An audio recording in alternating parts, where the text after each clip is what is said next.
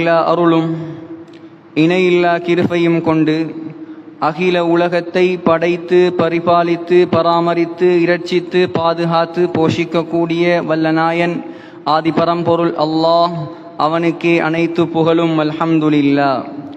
ஸலாத்தெனும் கருணையும் சலாமெனும் ஈடேற்றமும் நபிகுலத்திலகம் மனுக்குலத்தின் மகுடம் மாநிலம் போற்றும் மாமேதை உலகுக்கு வந்த உத்தமர் கருணை கடல் காரூண்ய வள்ளல் நற்குணத்தின் தாயகம் நபிகள் நாயகம் ஸல்லல்லாஹு அலைஹி வஸல்லம் அன்னவர்கள் மீதும் அந்த அண்ணல் நபிகளாருடைய வாழ்க்கை வழிமுறைகளை அடியொற்றி நடப்பதில் அணுவளவும் நெறி பிசகாது அகிலத்தார்களுக்கெல்லாம் அழகிய முன்மாதிரியாக வாழ்ந்து காட்டிய அன்னாருடைய தோழர்கள் சஹாபாக்கள் மனைவிமார்கள் கியாம பரியந்தம் வரை வரக்கூடிய முஃமினான முஸ்லிமான ஆண்கள் பெண்கள் அனைவர் மீதும் உண்டாகட்டும். இறை இல்லமாம் மஸ்ஜிதிலே இஅ்திகாஃபுடைய நீயத்தோடு நாட்களுக்கெல்லாம் சிறந்த நாளாகிய வெள்ளிக்கிழமை நாளில் அல்லாஹ்வால் கடமையாக்கப்பட்ட ஜும்ஆவுடைய கடமையை நிறைவேற்றுவதற்காக வேண்டி நேரகாலத்தோடு அல்லாஹ்வின் மாளிகையில் வந்தமர்ந்திருக்கும் அல்லாஹ்வின் நல்லடியார்களே, கண்ணியமிக்க கனவான்களே, பேரன்புமிக்க பெரியார்களே, அல்லாஹுவை அஞ்சி பயந்து தக்வாவுடன் வாழுமாறு முதலில் உபன்யாசம் நிகழ்த்தக்கூடிய எனக்கும் அப்பால் செவியேற்கக்கூடிய உங்களுக்கும் நான் தக்வாவை கொண்டு நல்லுபதேசம் செய்கிறேன். இத்தகுல்லாஹ். தமிழில் சொல்வார்கள், தோன்றின் புகழோடு தோன்றுக, இல்லேல் தோன்றாமல் இருப்பது நன்று என்பதாக. சகோதரர்களே, புகழ் என்ற வார்த்தைக்கு முதலிடம் அது அல்லாஹ்வுக்கு சொந்தம். இரண்டாவதாக அந்த வார்த்தை உலகத்தில் அதிகமான மனிதர்களுக்கு சூட்டப்பட்ட பெயராக மாறி உலக மக்களெல்லாம் இம்மையிலும் மறுமையிலும் தங்களுடைய தலைவராக ஏற்றுக்கொள்ளவருடைய பெயராக மாறி உலகமெல்லாம் இந்த மாதத்தில் அவருடைய திருநாமம் போற்றப்பட்டு புகழப்பட்டு அவருடைய புகழ்கள் பாடப்பட்டு அவருடைய கண்ணியங்கள் மாண்புகள் மாட்சிமைகள் பேசப்பட்டு அவரை கொண்டாடிக்க கொண்டிருக்கக்கூடிய ஒரே ஒரு தலைவர் தான் புகழோடு தோன்றியவர், தோன்றுவதற்கு முன்னாலும் புகழப்பட்டவர், தோன்றி மறைந்து 1400 வருடங்களுக்கு பின்னும் புகழப்பட்டு கொண்டிருப்பவர், எம் உயிரிலும் உயிரான உயிரிலும் மேலான முஹம்மதுல் முஸ்தபா ஸல்லல்லாஹு அலைஹி வஸல்லம் அவர்கள். முஹம்மது என்ற திருநாமத்துக்கு பெயருக்கு அர்த்தமே புகழுக்குரியவர் என்பது பொருள். சகோதரர்களே, சந்தேகமில்லை, அவர் புகழுக்குரியவர். பிறப்பதற்கு முன்னால் புகழப்பட்டார். தௌராத்தில் புகழப்பட்டவர் அவர், இஞ்சீலில் புகழப்பட்டவர் அவர், ஜபூரில் புகழப்பட்டவர் அவர். பிறந்ததற்கு பின்னால் குர்ஆனில் புகழப்பட்டவர் அவர். குர்ஆனில் 4 இடங்களில் அவருடைய பெயர்களை, அவருடைய திருநாமத்தை, முஹம்மது என்ற நாமத்தை அல்லாஹ் உச்சரிக்கிறான். முதலாவது சூரத்து ஆல இம்ரான், வமா முஹம்மதுன் இல்லா ரசூல். இரண்டாவது சூரத்துல் அஹ்ஸாப், மா கான முஹம்மதுன் அபா அஹதின் மின் ரிஜாலிக்கும். மூன்றாவது சூரத்து முஹம்மத், வல்லதீன ஆமனு வஅமிலு ஸாலிஹாத்தி வஆமனு பிமா நுஸில அலா முஹம்மத். நாலாவது சூரத்துல் ஃபத்ஹ், முஹம்மதுர் ரசூலுல்லாஹ் வல்லதீன மஅஹு அஷித்தஉ அலல் குஃபாரி ருஹமாஉ பைனஹும் தராஹும். சகோதரர்களே, உலகத்திலும் புகழோடு வாழ்ந்தார். திருமிதியுடைய ஹதீஸ், நாளை மறுமை நாளில் அவருடைய கரத்தில் அல்லாஹ் ஒரு கொடியை கொடுப்பான். அதனுடைய பெயர் லிவாஉல் ஹம்த், புகழ் கொடி என்பது அதன் பெயர். அந்த கொடிக்கு பின்னால் தான் உலகத்தில் வந்த லட்சோப லட்சம் நபிமார்கள், சஹாபாக்கள், வலிமார்கள், அம்பியாக்கள், அவுலியாக்கள், நாதாக்கள், சுஹதாக்கள் அனைவரும் நிற்க வேண்டும். புகழுக்குரிய அந்த முஹம்மத் புகழ் என்ற அந்த கொடியை ஏந்தி நாளை மறுமையில் நிற்பதற்காக அல்லாஹ் ஒரு இடத்தை தெரிவு செய்திருக்கிறான். அது அர்ஷுக்கு வலப்பக்கத்தில் இருக்கக்கூடிய இடம்.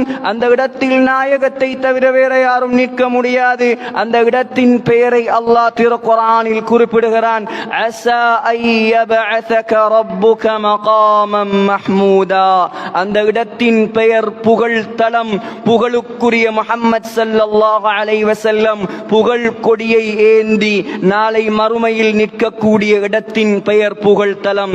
அவருடைய கண்ணியம், அவருடைய புகழ், அவருடைய சிறப்புகள் ஏராளம் தாராளம்.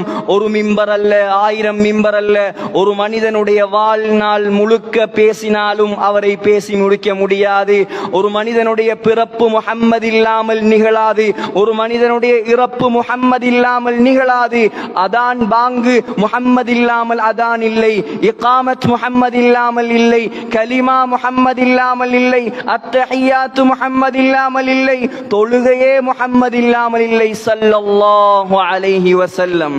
சகோதரர்களே, உலகத்தில் நேரிய வழியை, சீரிய வழியை, கடமைகள் 5 காட்டி கருணை வாழ்வை நாட்டி ஜாதி மத பேதத்தை ஓட்டி நிதமாய் நீதத்தை ஊட்ட வந்த அந்த முஹம்மது ஸல்லல்லாஹு அலைஹி வஸல்லம் கிறிஸ்துவுக்கு பின்னால் ஹிஜ்ரி 571 ஆண்டு ரபீஉல் அவ்வல் மாதம் பிறை 12 இந்த உலகத்துக்கு அவதரித்தார்.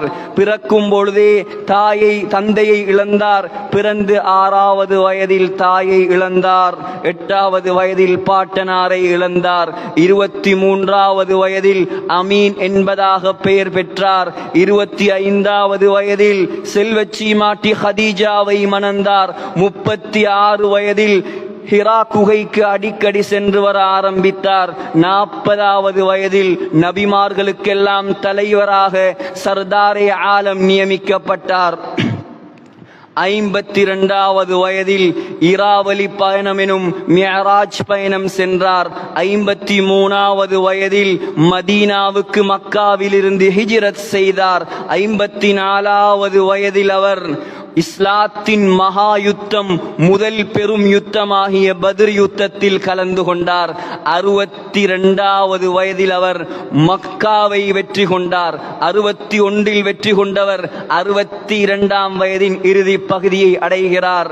அந்த வருஷம், அந்த காலம் ஹஜ்ரத் முஆத் இப்னு ஜபல் ரலியல்லாஹு அன்ஹு அவர்களை அழைத்து யமன் நாட்டுக்கு அவரை கவர்னராக அனுப்பினார்.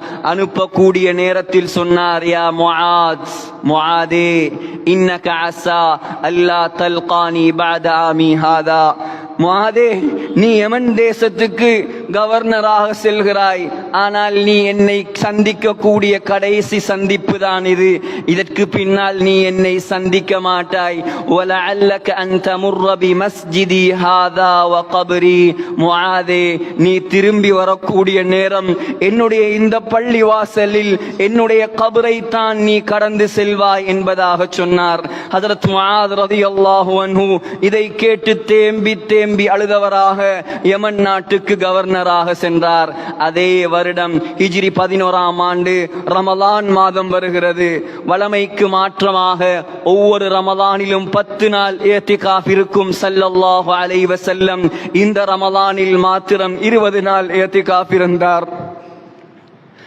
ஒவ்வொரு ரமலானிலும் ஒரு முறை ஹஜ்ரத் ஜிப்ரீல் அலைஹிஸ்ஸலாம் குர்ஆனை நபிக்கு முழுமையாக ஓதி காட்டுவார். ஆனால் வழமைக்கு மாற்றமாக இந்த வருடம் 2 முறை ஜிப்ரீல் அலைஹிஸ்ஸலாம் நபி அவர்களுக்கு குர்ஆனை ஓதி காட்டினார். சகோதரர்களே, அதே வருடம் துல்ஹிஜ்ஜா மாதத்தினுடைய ஆரம்பத்துக்கு முன்னால் துல்கஅதாவின் கடைசி பகுதியில் 1,24,000 சஹாபாக்களையும் அழைத்து கொண்டு ஹஜ் செய்தார் ஸல்லல்லாஹு அலைஹி வஸல்லம். அரஃபா தினம் வந்தது. அரஃபா மலையில் ஏறினார். சஹாபாக்களை பார்த்து சொன்னார். அதிகமான உபதேசங்கள் செய்தார். அதிகமான விஷயங்களை சொன்னார். ஐயுஹன்னாஸ், மக்களே, இஸ்மஉ கௌலி, நான் சொல்லக்கூடிய விடயங்களை கவனமாக கேளுங்கள்.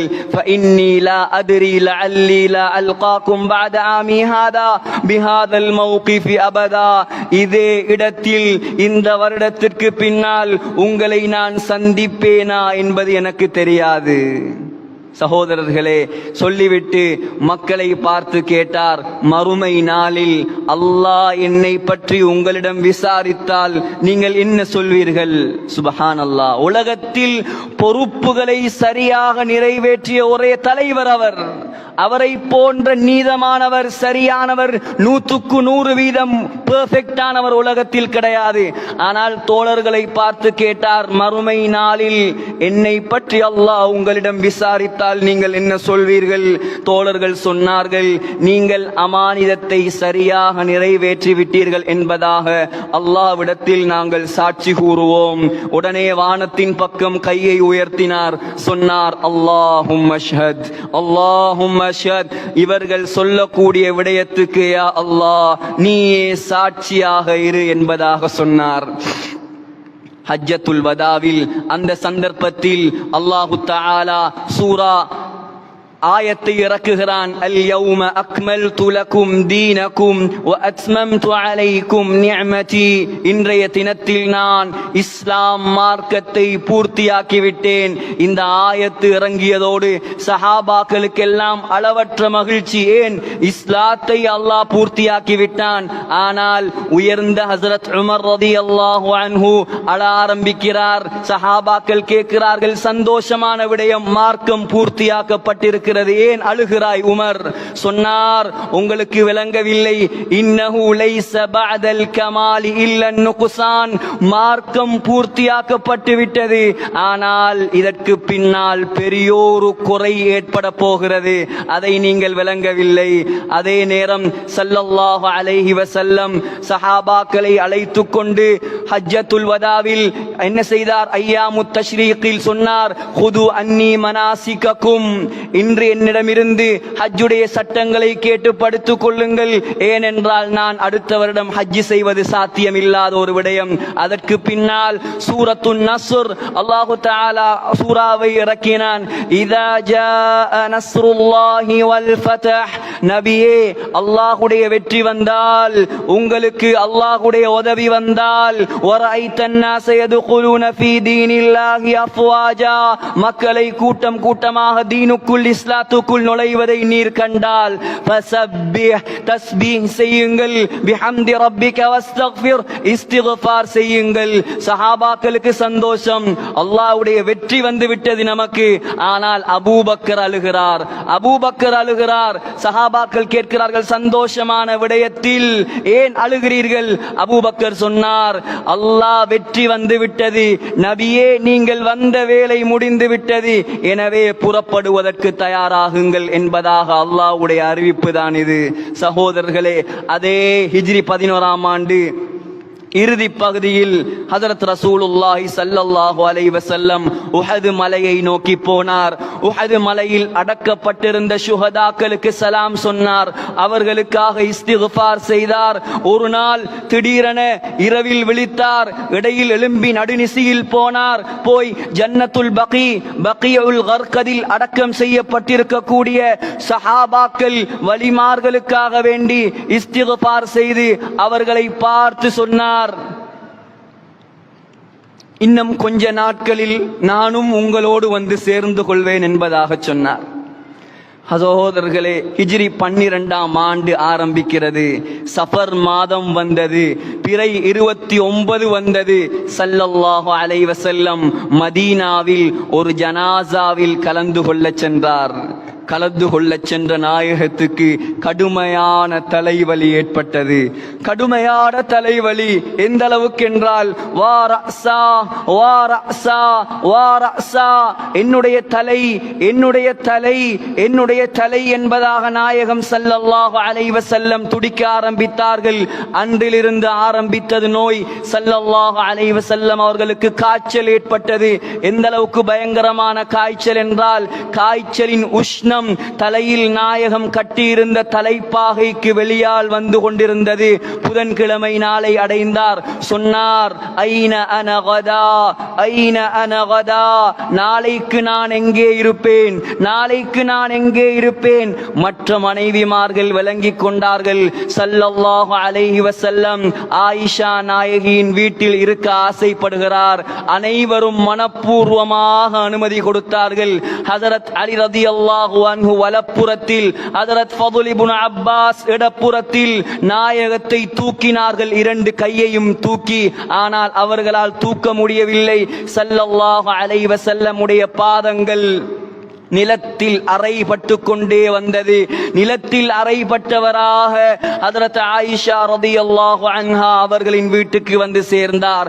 கணவனின் நிலை கண்டு கவலை கொண்ட அன்னை ஆயிஷா ஹஜரத் ரசூலுல்லாஹி ஸல்லல்லாஹு அலைஹி வஸல்லம் அவர்களை படுக்கையில் படுக்க வைத்துவிட்டு குல் சூரா 3ஐயும் ஓதி நபிகள் நாயகத்தின் கையில் ஊதி நாயகத்தின் உடம்பில் எல்லாம் தேய்த்து விட்டார்கள். ஸல்லல்லாஹு அலைஹி வஸல்லம் பரிபூர்ண குணமடைய வேண்டும் என்பதற்காக. அடுத்த நாள் நாயகத்தின் நோய் அதிகரிக்கிறது. சஹாபாக்கள் எல்லாம் சுத்தி பார்த்து கொண்டிருக்கிறார்கள். சொன்னார் ஸல்லல்லாஹு அலைஹி வஸல்லம், தோழர்களே, என்னுடைய உடம்பில் 7 கிணறுகளில் இருந்து தண்ணீரை கொண்டு வந்து ஊற்றுங்கள். என்னுடைய மக்களிடம் சென்று நான் பேச வேண்டும். என்னுடைய மக்களுக்கு நான் கடைசியாக பேச வேண்டும். சஹாபாக்கள் ஸல்லல்லாஹு அலைஹி வஸல்லம் அவர்களை பெரிய தேக்ஷாவில் உட்கார வைத்து நாயகத்தை 7 கிணறு தண்ணீர்களால் கழுவினார்கள். கழுவினதற்கு பின்னால் ஸல்லல்லாஹு அலைஹி வஸல்லம் அவருடைய வருத்தம் கொஞ்சம் குறைய ஆரம்பித்தது. நாயகம் ஸல்லல்லாஹு அலைஹி வஸல்லம் பெரியோர் போர்வையை போர்த்தி கொண்டு மஸ்ஜிது நபவிக்கு வந்தார். மிம்பரில் ஏறினார். ஆனால் மிம்பரில் நின்று அவரால் பயான் செய்ய முடியவில்லை. மிம்பரில் உட்கார்ந்தார். உட்கார்ந்து மக்களை பார்த்து சில விஷயங்களை சொன்னார். நீண்ட உரைகள் செய்தார். முதலாவது சொன்னார், லா தத்தகிது வஸனன் யுஅபத், லா தத்தகிது கப்ரி வஸனன் யுஅபத். நான் மரணித்து விட்டால் என்னுடைய கபரை நீங்கள் வணக்க ஸ்தலமாக எடுத்துக்கொள்ள கூடாது. என்னுடைய கபரை நீங்கள் வணங்க கூடாது சொல்லிவிட்டு சொன்னார், மக்களே மக்களே, யாருக்காவது நான் அநியாயம் செய்திருந்தால், மன் குன்து தரப்துஹு, யாருக்காவது நான் அடித்திருந்தால் இதோ என்னுடைய முதுகு இருக்கிறது, எனக்கு அடித்து அவர் பழி வாங்கிக் கொள்ளட்டும். எப்படிப்பட்ட தலைவர் அவர்! யாருக்காவது நான் ஏசி இருந்தால் இதோ அவர் எனக்கு ஏசி பழி தீர்த்து கொள்ளட்டும் சொல்லிவிட்டு சொன்னார், ஒரு அடியான் இந்த உலகத்தில் வாழ்ந்து கொண்டிருக்கிறான். அந்த அடியானுக்கு அல்லாஹ் 2 ஆப்ஷன்களை கொடுத்தான். ஒன்று, உலகத்தில் நீண்ட ஆயுள் வேண்டுமா, அல்லது அல்லாஹ்விடம் வரப்போகிறாயா? அந்த அடியான் உலக வாழ்க்கையை கைவிட்டு விட்டு அல்லாஹ்விடம் செல்வதை தேர்ந்தெடுத்துக் கொண்டார். இதை சொன்னவுடன் அபூபக்கர் ரலியல்லாஹு அன்ஹு தேம்பி தேம்பி அழ ஆரம்பித்தார். தேம்பி தேம்பி அழ ஆரம்பித்தார். ஸல்லல்லாஹு அலைஹி வஸல்லம் தான் அந்த அடியான் என்பதை அவர் புரிந்து கொண்டார். ஞாயிற்றுக்கிழமை நாள் வந்தது. சகோதரர்களே, ஸல்லல்லாஹு அலைஹி வஸல்லம் இடந்த அடிமைகள் அனைவரையும் அவர் உரிமையிட்டார். உலகத்துக்கே தலைவராக வந்த அவரிடத்தில் இருந்தது 7 தீனார் காசுகள் தான். அந்த 7 தீனார்களையும் அவர் சதக்கா கொடுத்தார். கொடுத்துவிட்டு அவர் அன்றைய தினத்தில் எந்த ஒரு சொத்தும் செல்வமும் இல்லாமல் அவர் மாறிவிட்டார். அடுத்த நாள் வியாழக்கிழமை நாள் வரப்போகிறது. ஸல்லல்லாஹு அலைஹி வஸல்லம் வியாழக்கிழமை நாள் வரைக்கும் வருத்தத்தோடு நோயோடு அவர்கள் தான் தொழுகை நடத்தினார். வியாழக்கிழமை சுபஹ் தொழுவித்தார், லுஹர் தொழுவித்தார், அஸ்ர் தொழுவித்தார், மக்ரிப் தொழுவித்தார். இஷாவுடைய நேரம் வருகிறது. வருத்தம் அதிகமாகிறது, நோய் கூடுகிறது. ஹஜ்ரத் ஸல்லல்லாஹு அலைஹி வஸல்லம் கேட்டார் ஆயிஷா நாயகியை பார்த்து, யா ஆயிஷா அஸல்லன் நாஸ், ஆயிஷா மக்கள் எல்லாம் இஷா தொழுது விட்டார்களா?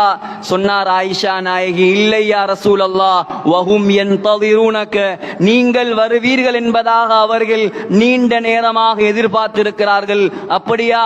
உடனடியாக தண்ணீரை கொண்டு வா, வுது செய்ய வேண்டும், மக்களுக்கு தொழுவிக்க வேண்டும். வுது செய்தார், எழும்பினார், மயங்கி கீழே விழுந்து விட்டார்.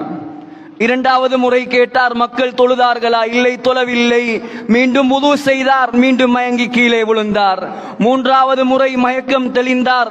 சொன்னார், மக்கள் தொழுதார்களா? இல்லை, தொழவில்லை. மீண்டும் அவர் எழும்பினார், வுது செய்தார். ஆனால் 3 முறையும் மயங்கி கீழே விழுந்து விட்டார். சகோதரர்களே, ஸல்லல்லாஹு அலைஹி வஸல்லம் ஆயிஷா நாயகியை பார்த்து சொன்னார், ஆயிஷா, என்னால் தொழுவிக்க முடியவில்லை.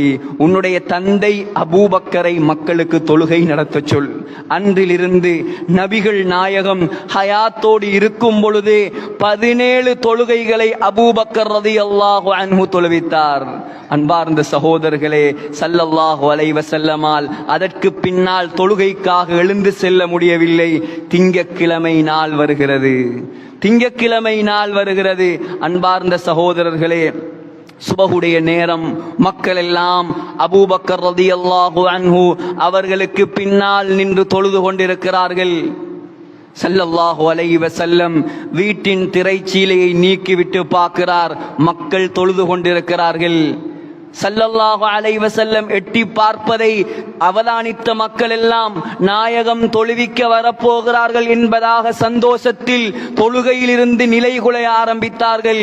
ஸல்லல்லாஹு அலைஹி வஸல்லம் கையை காட்டி சொன்னார், சைக்கினையால் சொன்னார், அத்திம்மு ஸலாத்தகும், நீங்கள் உங்களுடைய தொழுகையை முடித்துக் கொள்ளுங்கள், நான் தொழுவிக்க வரமாட்டேன். சகோதரர்களே, அந்த தொழுகைதான் ஸல்லல்லாஹு அலைஹி வஸல்லம் இந்த உலகத்தில் தொழுத கடைசி ஃபர்தான தொழுகை. அதுதான் நாயகம் உலகத்தில் தொழுத கடைசி தொழுகை. ஹிஜ்ரி 12ஆம் ஆண்டு ரபீஉல் அவ்வல் மாதம் பிறை 12 தான் அவர் கடைசியாக இந்த உலகத்தில் சுபகு தொழுதார். அதற்கு பின்னால் ஒரு தொழுகை தொழும் பாக்கியம் அவருக்கு கிடைக்கவில்லை. அன்பானவர்களே, துஹாவுடைய நேரம் வருகிறது. அன்னை ஃபாத்திமா ரலியல்லாஹு அன்ஹா நபியை பார்க்க வருகிறார், தந்தையை பார்க்க வருகிறார். தந்தை அன்பு மகளை அருகில் அழைத்து காதில் ஏதோ சொன்னார். ஹஜரத் ஃபாத்திமா அழ ஆரம்பித்து விட்டார். மீண்டும் ஒரு விஷயம் சொன்னார். ஹஜரத் ஃபாத்திமா சிரிக்க ஆரம்பித்தார். பின்னால் கேட்டார், ஆயிஷா நாயகி, ஏன் சிரித்தாய், ஏன் அழுதாய்? இல்லை, என் தந்தை என்னை அழைத்து முதலாவது சொன்னார், நான் இந்த உலகத்தை விட்டு பிரிய போகிறேன் என்று சொன்னார். அதை கேட்டு நான் அழுதேன். இரண்டாவது சொன்னார், மகளே அழாதே, என்னை இந்த உலகத்தில் முதலாவது சந்திப்பாய் நீதான் என்று சொன்னார். அது மாத்திரமல்ல, நாளை சொர்க்கத்தில் பெண்களுக்கு நீ தலைவியாக இருப்பாய் என்று சொன்னார். அதை கேட்டுத்தான் நான் சிரித்தேன் என்பதாக சொன்னார். பின்னார் ஸல்லல்லாஹு அலைஹி வஸல்லம் உடைய சக்கராத் ஆரம்பமாகிறது, வருத்தம் ஆரம்பமாகிறது. சகோதரர்களே, ஸல்லல்லாஹு அலைஹி வஸல்லம் படும் கஷ்டத்தை பார்த்து, சக்கராத் வேதனையை பார்த்து அன்னை ஃபாத்திமா ரலியல்லாஹு அன்ஹா தேம்பி தேம்பி அழ ஆரம்பிக்கிறார்கள், அழுகிறார்கள். வா கர்பஅபதா, வா கர்பஅபதா, என்னுடைய தந்தைக்கு வந்த சோதனையே, என்னுடைய தந்தைக்கு வந்த கஷ்டமே என்பதாக அழுகிறார். அண்ணல் நாயகம் வருத்தத்தோடு சொன்னார், லைஸ அலா அபீகி கர்புன் பஅதல் யௌம், ஃபாத்திமா, உன்னுடைய தகப்பன் படக்கூடிய கடைசி கஷ்டம் இதுதான். இதற்கு பின்னால் ஒரு கஷ்டத்தை உன்னுடைய தந்தை படமாட்டார். நிரந்தரமான நிம்மதியான வாழ்க்கைக்கு அவர் செல்ல போகிறார். அன்பார்ந்தவர்களே, கணவனுடைய அவல நிலை கண்ட அன்னை ஆயிஷா எப்படிப்பட்ட மனைவி என்று பாருங்கள். இன்று கணவனுக்கு சக்கராத் என்றால் தெரித்து ஓடக்கூடிய மனைவிமார்கள் இருக்கிறார்கள். ஆனால் அந்த அன்பு மனைவி வயது எத்தனை, 40 50 இல்லை, வெறுமனே 18 வயது குமரி பெண் அவர். ஹஜ்ரத் ஆயிஷா அண்ணல் ரசூலுல்லாவை ஏந்தினார் தன்னுடைய கரத்தில், மடியில் கூட வைக்கவில்லை, நெஞ்சோடு அணைத்து கொண்டார். ஸல்லல்லாஹு அலைஹி வஸல்லமுக்கு பக்கத்தில் ஒரு பாத்திரம் வைக்கப்பட்டிருந்தது. அந்த பாத்திரத்தில் தண்ணீர் இருந்தது. சக்கராத்துடைய வேதனையில் நாயகம் ஸல்லல்லாஹு அலைஹி வஸல்லம் அந்த பாத்திரத்தில் கையை விட்டு தண்ணீரை எடுத்து தன்னுடைய உடம்பில் தேய்த்தார். சொன்னார், லா இலாஹ இல்லல்லாஹ், லா இலாஹ இல்லல்லாஹ், இன்னலில் மௌத்தி லசக்கராத், மௌத்துக்கு சக்கராத் இருக்கிறது, மௌத்துக்கு சக்கராத் இருக்கிறது. எந்த அளவுக்கு வருத்தப்பட்டார் என்றால் துஆ செய்தார். திர்மிதியுடைய ஹதீஸ், அல்லாஹும்ம இன்னி அலா சக்கரத்தில் மௌத், யா அல்லாஹ், என்னுடைய சக்கராத்தை லேசாக்கித்தா நாயனே, என்னுடைய சக்கராத்தை லேசாக்கித்தா நாயனே. ஆயிஷா நாயகியின் நெஞ்சில் சாய்ந்து கொண்டு சக்கராத்தில் இருக்கிறார் ஸல்லல்லாஹு அலைஹி வஸல்லம். சற்று நேரத்தில் அன்னை ஆயிஷாவின் அருமை சகோதரர் ஹஜ்ரத் அப்துர் ரஹ்மான் ரலியல்லாஹு அன்ஹு வந்தார். அன்பார்ந்தவர்களே, அவருடைய கரத்தில் மிஸ்வாக் இருந்தது. நாயகம் மரணத்திலும் சக்கராத்திலும் விடாத ஒரு சுன்னத் மிஸ்வாக். அந்த மிஸ்வாக்கை ஸல்லல்லாஹு அலைஹி வஸல்லம் ஏக்கத்தோடு பார்த்தார். வாய் திறந்து பேச முடியவில்லை. ஆயிஷா நாயகி கேட்டார், மிஸ்வாக் செய்து விடவா? ஆம் என்பதாக தலையை அசைத்தார். தன்னுடைய தமையனின் மிஸ்வாக்கை வாங்கி ஹஜ்ரத் ஆயிஷா ரலியல்லாஹு அன்ஹா அதை மிருதுவாக கடித்து ஹஜ்ரத் ரசூலுல்லாஹ்வினுடைய வாயில் மிஸ்வாக் செய்து விட்டார்கள். சகோதரர்களே, நாயகம் ஸல்லல்லாஹு அலைஹி வஸல்லம் அவருடைய வாயில் இறுதியாக சென்ற உணவு என்ன தெரியுமா? அருமை மனைவி ஆயிஷாவுடைய எச்சில் தான். எவ்வளவு நேசத்துக்குரிய மனைவியாக இருந்திருப்பார், எவ்வளவு அன்பான மனைவியாக இருந்திருப்பார். மனதை உடைக்காத மனைவி அவர். அல்லாஹ்வுடைய தூதரை சந்தோஷப்படுத்தும் மனைவி அவர். அல்லாஹ்வுடைய தூதர் வீட்டுக்குள் காலடி எடுத்து வைக்கும் பொழுது பாடல்கள் பாடி வரவேற்கும் மனைவி அவர். உலக வரலாறு காணாது அப்படிப்பட்ட மனைவிகளை, உலகம் அழியும் வரைக்கும் வரமாட்டார்கள் அப்படிப்பட்ட பெண்கள், சொர்க்கவாதிகள் அவர்கள், குர்ஆனால் சிறப்பிக்கப்பட்ட மக்கள் அவர்கள், அல்லாஹ்வுடைய நேசத்தை பெற்ற பெண்கள் அவர்கள், மலக்குமாரை ஜிப்ரீலை கண்ணால் கண்ட பெண் அவர்கள். சகோதரர்களே, மிஸ்வாக் செய்து விட்டார் ஹஜ்ரத் ஆயிஷா ரலியல்லாஹு அன்ஹா. கொஞ்ச நேரம் செல்கிறது, புஹாவுடைய நேரம், திங்கட்கிழமை நாள் புஹாவுடைய நேரம் நெருங்குகிறது. ஸல்லல்லாஹு அலைஹி வஸல்லம் தன்னுடைய வாயால் ஏதோ முணுமுணுத்துக் கொண்டிருக்கிறார்கள். இடையில் நிறைய சம்பவங்கள் இருக்கிறது. நேரத்தை சுருக்கத்தில் கவனித்து நான் அதை விட்டு செல்கிறேன். சகோதரர்களே, ஹஜ்ரத் ஆயிஷா ரலியல்லாஹு அன்ஹா காதை கொடுத்து கேட்கிறார்கள். நாயகம் ஸல்லல்லாஹு அலைஹி வஸல்லம் ஏதோ சொல்லிக் கொண்டிருக்கிறார். அன்பார்ந்தவர்களே, காதை கொடுத்தார். நாயகத்தின் கை வானத்தை நோக்கி உயர்ந்தது. அல்லாஹும்ம அக்ஃபிர்லி வர்ஹம்னி. நாயகம், உலகத்தின் தலைவர், நற்குணத்தின் தாயகம், சர்தாரே ஆலம் அல்லாஹ்விடத்தில் சக்கராத்தில் கெஞ்சுகிறார். நாம் எல்லாம் எத்தனை தொழுகைகளில் கெஞ்சி இருப்போம், அல்லாஹ்விடத்தில் கெஞ்சுகிறார். அல்லாஹும்ம அக்ஃபிர்லி, யா அல்லாஹ் என்னுடைய பாவங்களை மன்னிப்பாயாக. பாவம் மன்னிக்கப்பட்டவர் அல்லாஹ்விடம் அழுகிறார் சக்கராத்தில், என்னுடைய பாவங்களை மன்னிப்பாயாக. வர்ஹம்னி, என் மீது இரக்கம் காட்டுவாயாக. வஅல்ஹிக்னி பிர்ரஃபீகில் அலா, உயர்ந்த நண்பர்களோடு என்னை சேர்த்து வைப்பாயாக. மஅல்லதீன அன்அம்த அலைஹிம், யா அல்லாஹ் என்னை நீ மினன் நபியீன், நபிமார்களோடு, சித்தீகீன், சித்தீகீன்களோடு, வஷ்ஷுஹதா, ஷுஹதாக்களோடு, வஸ்ஸாலிஹீன், சாலிஹீன்களோடு சேர்த்து வைப்பாயாக. யார் செய்யும் துஆ இது? நபிமார்களின் தலைவர் அவர், சித்தீகீன்களின் தலைவர் அவர், ஷுஹதாக்களின் தலைவர் அவர், சாலிஹீன்களின் தலைவர் அவர், உலகத்துக்கே தலைவர் அவர். உலகமே பயப்படும் மறுமையில் அல்லாஹ்விடம் தைரியமாக பேசும் தலைவர் அவர். அவர் அழுகிறார் சகோதரர்களே சக்கராத்தில். உலக வாழ்க்கையை வீணாக்கி விட வேண்டாம், அல்லாஹ்வுக்கு மாற்றம் செய்து காலத்தை கழித்து விட வேண்டாம். நபியுடைய சக்கராத்துடைய நிலைமை எதுவென்றால், என்னுடைய சக்கராத் என்னவாகும், உங்களுடைய சக்கராத் என்னவாகும்? யோசித்து பாருங்கள், யோசித்து பாருங்கள். ஆயிஷா நாயகி சொல்கிறார், உயர்த்தி கொண்டிருந்த கை அப்படியே கீழே சாய்ந்தது. ஸல்லல்லாஹு அலைஹி வஸல்லம் என்னுடைய நெஞ்சில் மரணித்து விட்டார். ஸல்லல்லாஹு அலைஹி வஸல்லம் மரணித்து விட்டார். இன்னா லில்லாஹி வ இன்னா இலைஹி ராஜிஊன். ஸல்லல்லாஹு அலைஹி வஸல்லமுடைய மரணத்தை காட்டு தீயாக பரவிக் கொண்டிருக்கிறது. காதில் விழுந்தவுடன் உஸ்மான் ரலியல்லாஹு அன்ஹு சிலையாக மாறிவிட்டார். ஹஜரத் அலி ரலியல்லாஹு அன்ஹு சிலையாக மாறிவிட்டார். ஹஜரத் உமர் ரலியல்லாஹு அன்ஹு வாளை உருவிக்கொண்டார். வாகம்மா, வாகம்மா, எனக்கு வந்த கஷ்டமே, எனக்கு வந்த சோதனையே. யாராவது என்னுடைய நபி மரணித்து விட்டார் என்று சொன்னால் அவனுடைய கழுத்தை நான் துண்டித்து விடுவேன். என்னுடைய நாயகம் மரணிக்கவில்லை. அவர் அல்லாஹ்வை மூசா நபி சந்திக்க போனதை போல் சந்திக்க போயிருக்கிறார். அவர் மீண்டும் வருவார். யாரும் மரணித்து விட்டார் என்று சொல்லாதீர்கள் என்பதாக வாளை உருவிக்கொண்டு சிங்கமாக மாறிவிட்டார் உமர் ரலியல்லாஹு அன்ஹு.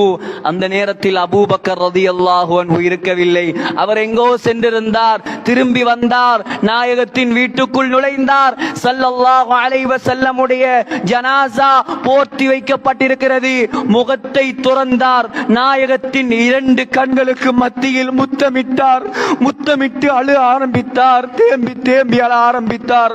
சொன்னார், வா சஃபியா, என்னுடைய அருமை தோழரே, வா கலீலா, என்னுடைய ஒரு அருமை நண்பரே, வா நபியா, நபிகுல திலகமே, சதகல்லாஹு வ ரசூலுஹு, அல்லாஹ் சொன்ன வார்த்தை உண்மையாகி விட்டதா? இன்னக மையத்துன், நீங்கள் மரணிப்பீர்கள் என்று அல்லாஹ் உங்களை பார்த்து சொன்ன வார்த்தை உண்மையாகி விட்டதா? திபுத ஹய்யன் வ மையதா, உயிரோடு இருக்கும் பொழுது எவ்வளோ மன மனத்து கொண்டிருந்தீர்களோ அதே போல மரணித்ததற்கு பின்னாலும் மனத்து கொண்டிருக்கிறீர்களே நாயகமே என்பதாக அழ ஆரம்பித்தார்.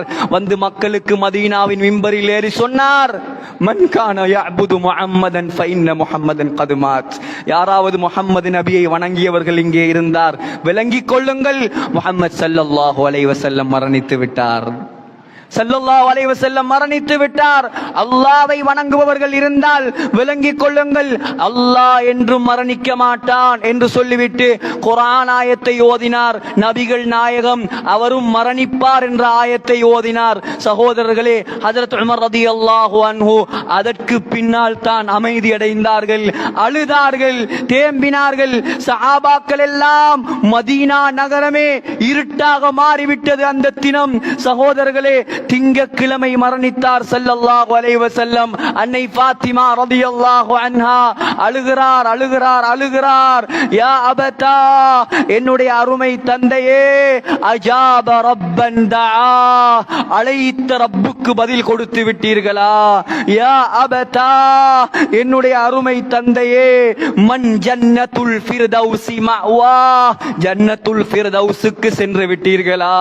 யா அபதா, என்னுடைய அருமை தந்தையே, இலா ஜிப்ரீல நன்ஆ, ஜிப்ரீல் அலைஹிஸ்ஸலாம் உங்களை தேடி வந்தால் நீங்கள் மரணித்து விட்டீர்கள் என்ற செய்தியை நாங்கள் சொல்வதா என்பதாக அழுதார். சிந்தித்து பாருங்கள் சகோதரர்களே, நாம் எல்லாம் என்ன நாயகத்தை நேசிப்பது, நாம் எல்லாம் நாயகத்தின் சுன்னத்தை என்ன பின்பற்றுகிறோம்?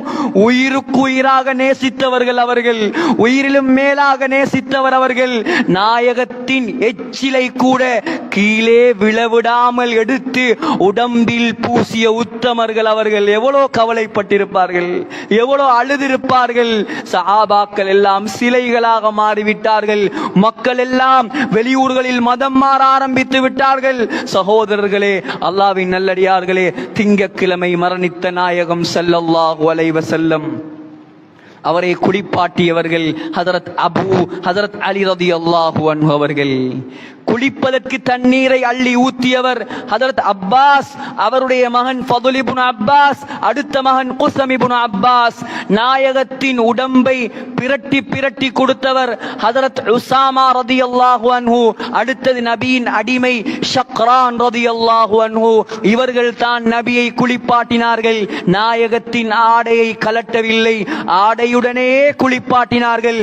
குளிப்பாட்டிவிட்டு அந்த ஆடையுடனேயே 3 வெள்ளை துணிகளின் மூலமாக, பருத்தி துணிகளின் மூலமாக நாயகத்தை கபன் செய்தார்கள். அவர் சர்தாரே ஆலம், உலகத்துக்கே தலைவர், அவருக்கு யாரும் தொழுவிக்க முடியாது. எனவே சஹாபாக்கள் தனித்தனியாக தொழுது கொண்டார்கள். புதன்கிழமை நாள் கபர் தோண்டப்பட்டது. ஸல்லல்லாஹு அலைஹி வஸல்லம் அவர்களை கபரில் அலி ரலியல்லாஹு அன்ஹு இறங்கினார். அப்பாஸ் ரலியல்லாஹு அன்ஹுடைய மகன் 8 வயது சிறுவன் குஸம் இறங்கினார். நபிகள் நாயகத்தின் அன்பு அடிமை ஷக்ரான் ரலியல்லாஹு அன்ஹு இறங்கினார். ஃபதுல் இப்னு அப்பாஸ் இறங்கினார். இவர்கள் 4 பேரும் தான் அதாபத் அன்ஃபுசுக்கும் அன் தஹ்சு அலா ரசூலில்லாஹி துராப், நாயகத்தின் மீது மண்ணை அள்ளி போட உங்களுக்கு எப்படி மனசு வந்தது? சர்தாரே ஆலத்தின் மீது மண்ணை அள்ளி போட உங்களுக்கு எப்படி மனசு வந்தது? சஹாபாக்கள் இந்த வார்த்தையை கேட்டு திகைத்து விட்டார்கள். சகோதரர்களே, ஃபாத்திமா நாயகி சொன்னார், மாதா அலாமன் ஷம்ம துர்பத அஹ்மதா, அஹ்மத் நபி ஸல்லல்லாஹு அலைஹி வஸல்லம் அவர்கள் மீது ஏன் அவன் மண்ணை போட்டான்? அலா யஷும்மு மதஸ் ஸமானி கவாலியா, அந்த மண்ணை அள்ளி வேண்டாமா? நாயகம் என்னை விட்டு பிரிந்து விட்டார், அவருடைய பிரிவால் சுப்பத் அலைய மசாயிபு, எனக்கு வந்த சோதனைகள் இருக்கிறதே, கஷ்டங்கள் இருக்கிறதே, கவலைகள் இருக்கிறதே. லவ் அன்னஹா சுப்பத் غابت على الأيام. என்ன வார்த்தை தெரியுமா? இந்த இஸ்லாமிய சமூகத்தை பார்த்து நாயகம் ஆற்றிய உரையின் சக்கராத்தில் பேசிய வார்த்தை, கடைசி உரை என்ன தெரியுமா? கடைசி வார்த்தை என்ன தெரியுமா? அஸ்ஸலா அஸ்ஸலா, தொழுகை தொழுகை தொழுகை. மக்களே, தொழுகையை விட்டு விடாதீர்கள். மக்களே, தொழுகையை வீணாக்கி விடாதீர்கள். இது நாயகம் நமக்கு சொன்ன கடைசி உரை சகோதரர்களே. யோசித்து பார்ப்போம். இன்று ஜும்மாவுக்கு வந்திருக்கிறோம். நாயகத்தின் மீது அன்புள்ளவர்கள் தொழுகையை வீணாக்குவார்களா? நாயகத்தின் மீது அன்புள்ளவர்கள் அல்லாஹ்வுடைய கடமையை பாழாக்குவார்களா? இன்று நாம் உதவி செய்த ஒருவன் நமக்கு எதிராக பேசிவிட்டால் நன்றி கெட்டவன் என்பதாக ஏசுகிறோமே. உலகத்தில் அத்துணையும் தந்த ரஹ்மான், ஆரோக்கியத்தை தந்தவன், அனைத்தையும் தந்தவன், வரும்போது என்ன கொண்டு வந்தது? யார் பணம் கொண்டு வந்தார்? யார் வாகனம் கொண்டு வந்தார்? யார் உடுப்பதற்கு ஒரு உடை கொண்டு வந்தார்? ஆனால் எல்லாம் தந்த அந்த ரஹ்மான் ஒரு நாளைக்கு 5 தரம் அழைக்கிறான். அவனுக்கு பதில் சொல்வதற்கு நாம் தயாரில்லை. சகோதரர்களே, முஸ்லிம் ஊராக இருக்கிறோம். எத்தனை முஸ்லிம் ஊர்கள் எம்மை சுத்தி இருக்கிறது. ஒரு பள்ளிவாசல் காட்ட முடியுமா? உலகத்தில் இந்த கிழக்கில் ஒரு பள்ளிவாசல் காட்ட முடியுமா? 100க்கு 100% தொழுகையாளிகள் உள்ள பள்ளிவாசல் முடியாது சகோதரர்களே. ஆனால் அந்நிய ஊர்களில், சிங்கள மக்கள் கலந்து வாழக்கூடிய ஊர்களில் இருக்கிறது 100க்கு 100% தொழுகை உள்ள பள்ளிவாசல்கள். சகோதரர்களே, உலகத்தில் இரத்தத்தை நீராக ஊற்றி தாயிஃபில் அடி வாங்கி பாதங்கள் எல்லாம் வடித்து இந்த தீனை ஹயாத்தாக்கி விட்டு போனார் அந்த முஹம்மது ஸல்லல்லாஹு அலைஹி வஸல்லம்.